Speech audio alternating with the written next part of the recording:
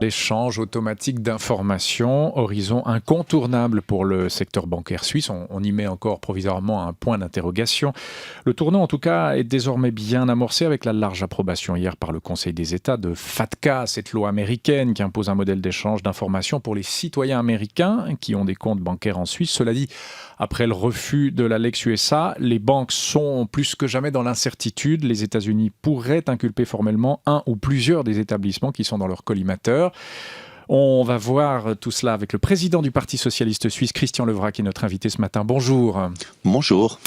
Un secteur bancaire suisse dans l'incertitude, Christian Levrat, je crois que c'est le cas pour tout le monde, mais qui va ou qui n'a plus le choix d'aller vers davantage de transparence. Alors on dit non à la Lex USA, on dit oui à FATCA, les sénateurs l'ont fait hier. Pourquoi n'avoir pas choisi de solder le passé en disant oui à la Lex USA pour aller ensuite résolument vers l'échange automatique d'informations que vous soutenez? Comment expliquer cette position peut-être un peu ambiguë ou paradoxale? Parce qu'on ne parle pas de la même chose. FATCA, ça règle le futur, ça règle l'élaboration des standards à venir.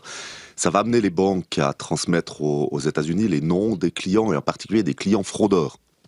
On va vers quelque chose de similaire du reste avec l'Union européenne dans le cadre de l'échange automatique d'informations qui est en train de s'établir comme un standard international.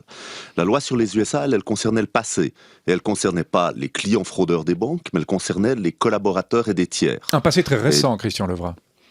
Non, depuis 2008, ça, jusqu'à aujourd'hui, il s'agissait pour l'essentiel pour les États-Unis d'obtenir des informations sur ce qui s'était passé suite à l'inculpation de l'UBS et au transfert des clients de l'UBS vers d'autres banques. On sait qu'environ 50% des clients sont restés en Suisse pour à peu près 25 milliards de francs au total.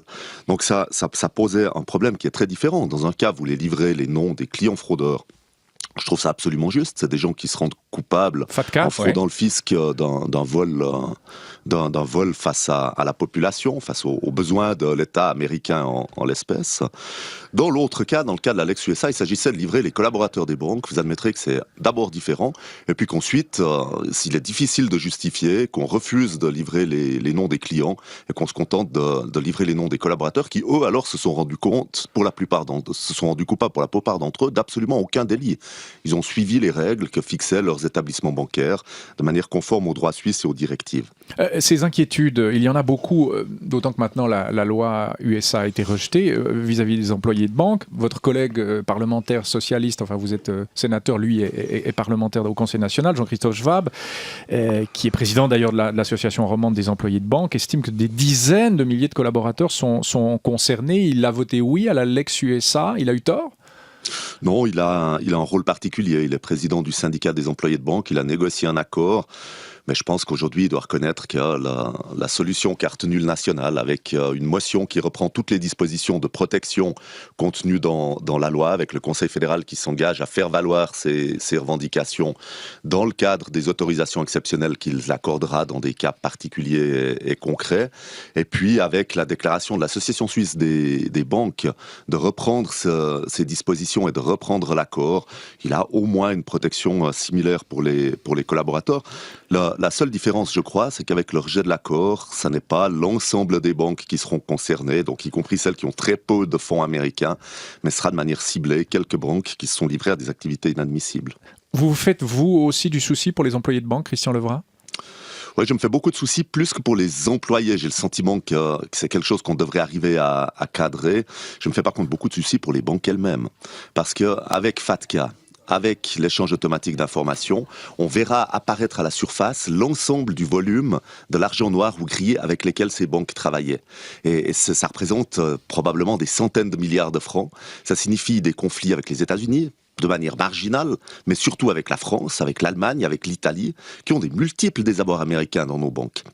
Donc on se dirige vers une forme d'incendie généralisé sur la place financière qui va amener les banques à devoir rendre des comptes pour leur gestion passée.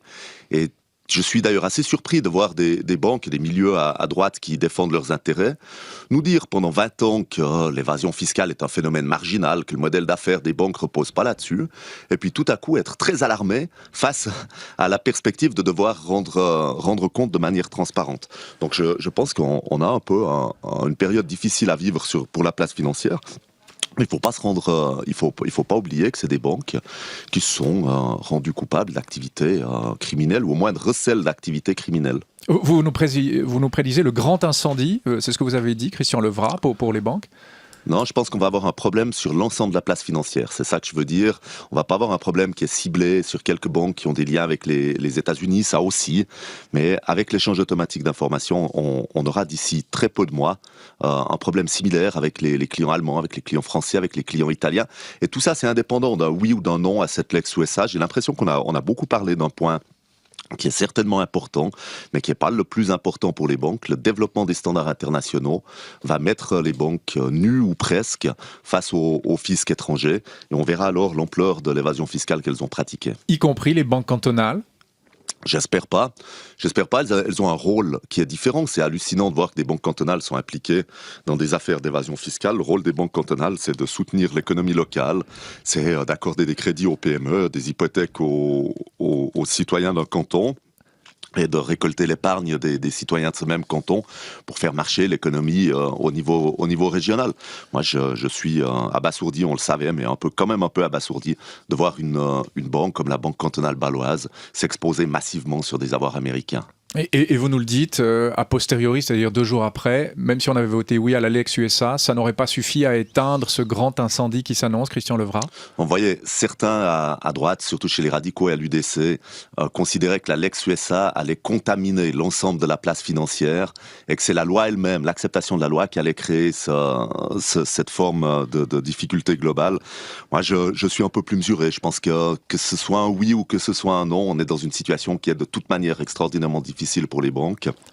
Je crois qu'effectivement, ça va un peu secouer cet été et au-delà de l'été, durant les années qui viennent.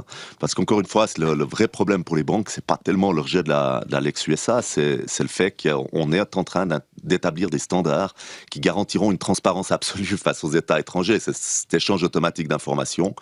Elles sont en train d'essayer aussi vite qu'elles peuvent de se débarrasser de leurs clients étrangers. Mais si par malheur les États européens adoptent quelque chose de similaire à FATCA avec une rétroactivité jusqu'en 2009 pour FATCA, alors il aura servi à rien de se débarrasser des clients étrangers. Ça aura simplement été trop tard. Moi, je regrette beaucoup qu'on n'ait pas entendu nos appels. Vous savez, c'est 30 ans sur le plan historique qu'on se bat pour l'abolition du secret bancaire. Ça fait 5 ans qu'on met en garde le monde financier face à l'évolution des standards internationaux. La Confédération a toujours traîné des pieds. La dernière fois, vendredi passé, où elle commande un rapport au professeur Brunetti, un rapport excellent qui montre que l'échange automatique est en train de s'établir comme standard et qu'on doit totalement basculer de stratégie pour essayer d'avoir de l'influence sur le positionnement de cette question au niveau international. Et le Conseil fédéral, lui, reste à mi-chemin, puis dit, bon, on va regarder si dans l'ensemble des places financières au monde, alors peut-être on l'envisagera aussi. Ça montre encore une fois qu'on n'a pas perdu les anciens réflexes hyper défensifs, mais c'est ces réflexes-là qui nous ont mis dans cette situation.